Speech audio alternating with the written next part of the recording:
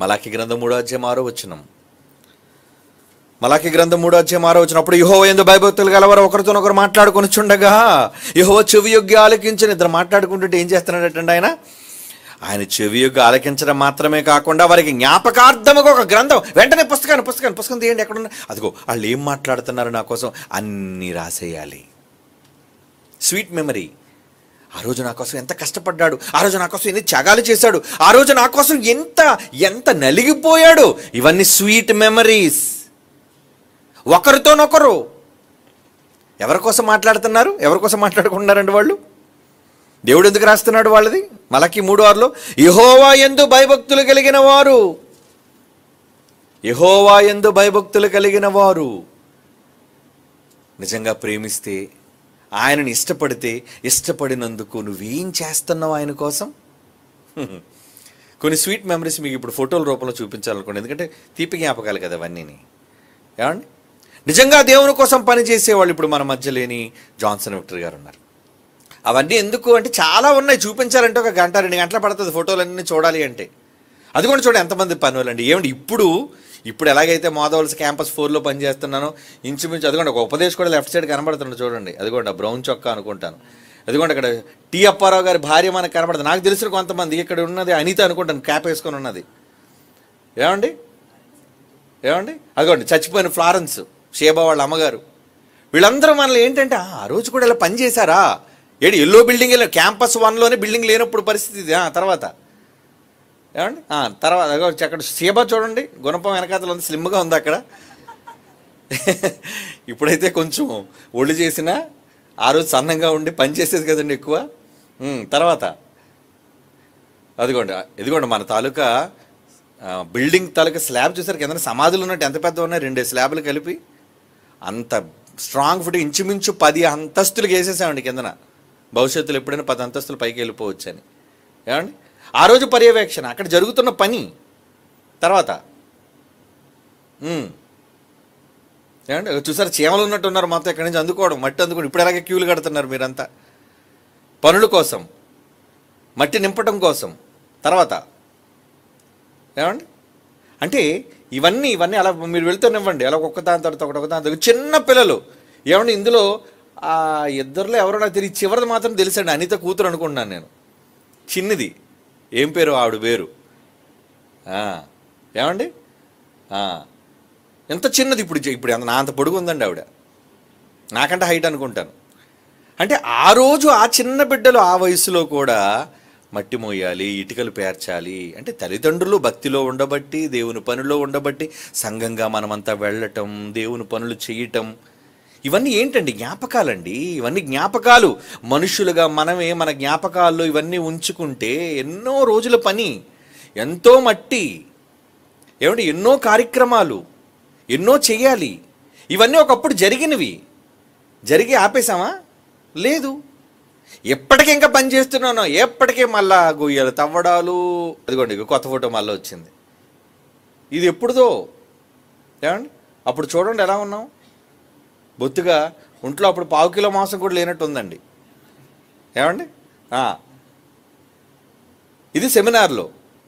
ఏమండి అప్పటికి ఇంకా వివాహం కాలేదు. అనేక చాలామంది వెనకాతలు ఉన్నారు. ఇంకా జాన్సన్ గారు ఉన్న ఫోటోలు తీయండి, ఇంకా ఏవైతే ఉన్నాయో. ఇదిగోండి జాన్సన్ గారు.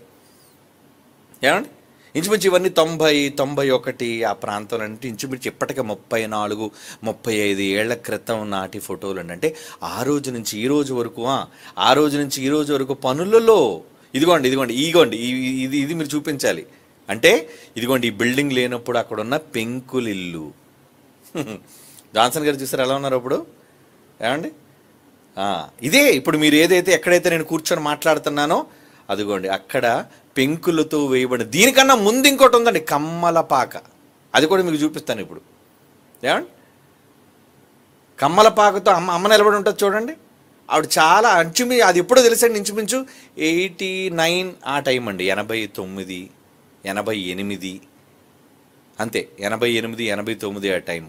ఏమండి అంటే ఒక కమ్మలపాక. అదిగోండి క్లోజప్ చేయండి, పక్కన నాన్నగారి ఫోటో కూడా ఉంది. మా అమ్మ చూడండి ఎంత చక్కగా ఉందో. చాలా యంగగా ఉంది కదండి ఆవిడ, సన్నగా ఉంది. అది వెనకాతల పైన ఏమనుకున్నారు? తాటాకులండి. మీరు నమ్మరండి, రాత్రి పెద్ద వర్షం పడితే అక్కడ ఒక తెపాల ఇక్కడ ఒక తెపాలు పెట్టుకునేవారు అండి గిన్నెలు. అవును, ఎందుకంటే వర్షం కారిపోయేది కదా, నెట్ట కారిపోద్ది సంచులు కారకపోయినా, సైడ్లు కొంచెం కారకపోయినా అందులో ఈ పిల్లులు అవి ఇవి పక్షులు వెళ్ళిపోయి అన్నీ తీసేసేవండి, పొడి చేసేవి. దానివల్ల ఏంటంటే బోరున వర్షం వస్తే మీరు నమ్మరు, ఈ గదిలో ఆ పక్క గదిలో రెండు గదులు ఉండేవండి. ఆ గదుల్లో పడుకునేటప్పుడు నీరు తడిసిపోతుంటే మంచం పక్కకి జరిపోయిన అర్ధరాత్రి వర్షం పడితే ఏం చేయాలి, టపా టపా అని ముఖం మీద చురుకులు పడుతుంటే లేచి పక్కకి వెళ్ళిపోయేవాళ్ళు. ఏమండి అంటే ఆ రోజు నుంచి ఈ రోజు వరకు ఆ పరిస్థితుల్లోనూ దేవుని సేవను విడిచిపెట్టకుండా నమ్మకంగా దేవుని పనులో వెళ్ళటంలో ఎంతోమంది ఉన్నారు. అంటే కనబడుతున్న వాళ్ళు కొంతమంది ఫోటోల్లో ఉన్నా వెనక ఉండి కూడా పనిచేస్తున్న వాళ్ళు చాలామంది ఉన్నారు. ఇవన్నీ మేము భద్రపరిచాం కాబట్టి, వాటిని జ్ఞాపకాలుగా ఇప్పుడు మేము జ్ఞాపకం చేసి చూపిస్తున్నాం కాబట్టి, అది మా జ్ఞాపకాల్లో ఉన్నవి కాబట్టి మీకు చూపించగలుగుతున్నాం. మరి దేవుడు మనం పుట్టక ముందు నుంచి అన్నిటినీ తన గ్రంథంలో రాసేసుకున్నాడనే సంగతి మీకు తెలుసు. 139వ కీర్తన మీరు నిజంగా చదివితే ఏమండి అవన్నీ కూడా మీకు అక్కడ ఏమర్థం అవుద్ది? నేను కూర్చుండుట, లేచుట, నిలుచుండుట, ఏమండి పండుకొండుట, త్రోవలో నడుచుట, అన్నీ నా చుట్టూ నువ్వు ఆవరించి ఉన్నావు. మనం ఒక్కొక్కసారి ఎక్కడెక్కడ ఎన్ని పనులు చేసామో మనం మర్చిపోయి ఉంటాం, కానీ దేవుడు మర్చిపోడు కదండి.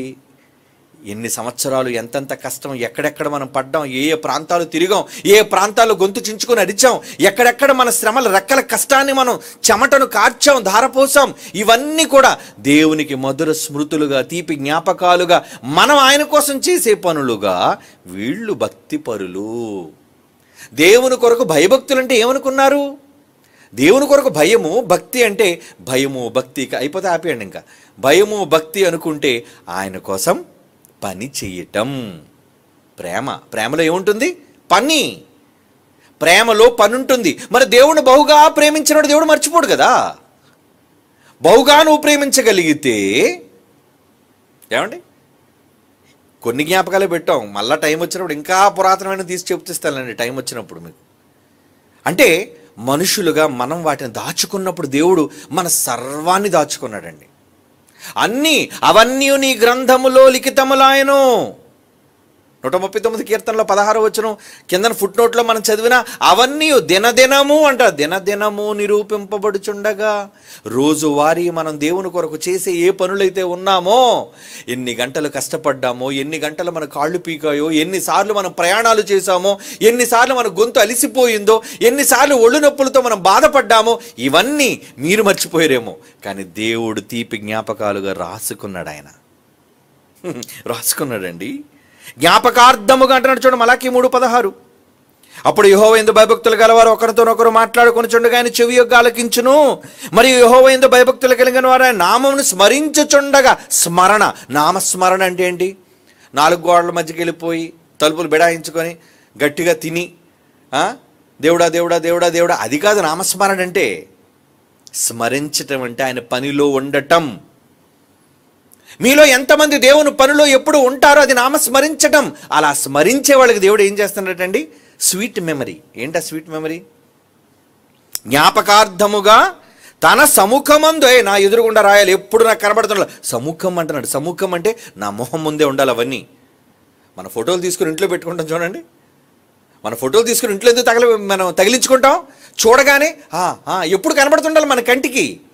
దేవుడు కూడా భయభక్తులు కలిగిన మనం ఆయన కోసం చేస్తున్న పనుల విషయంలో అన్నిటినీ జ్ఞాపకాలుగా వేలాడ తీసుకుంటున్నాడట. ఆయన కళ్ళ ముందు వేలాడ తీసుకుంటున్నాడట. ఎందుకు ఇంత ప్రేమ?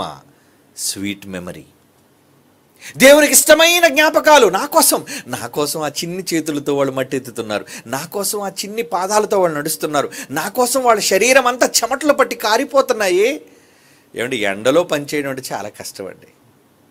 ఏమండి కూర్చొని మాట్లాడడం పర్వాలేదేమో, కానీ ఫీల్డ్లో గ్రౌండ్లోకి వెళ్ళి పని చేయటం అంటే దేవుడు కూడా భయభక్తులు కలిగిన మనం ఆయన కోసం చేస్తున్న పనుల విషయంలో అన్నిటినీ జ్ఞాపకాలుగా వేలాడ తీసుకుంటున్నాడట. ఆయన కళ్ళ ముందు వేలాడ తీసుకుంటున్నాడట. ఎందుకు ఇంత ప్రేమ? Sweet memory.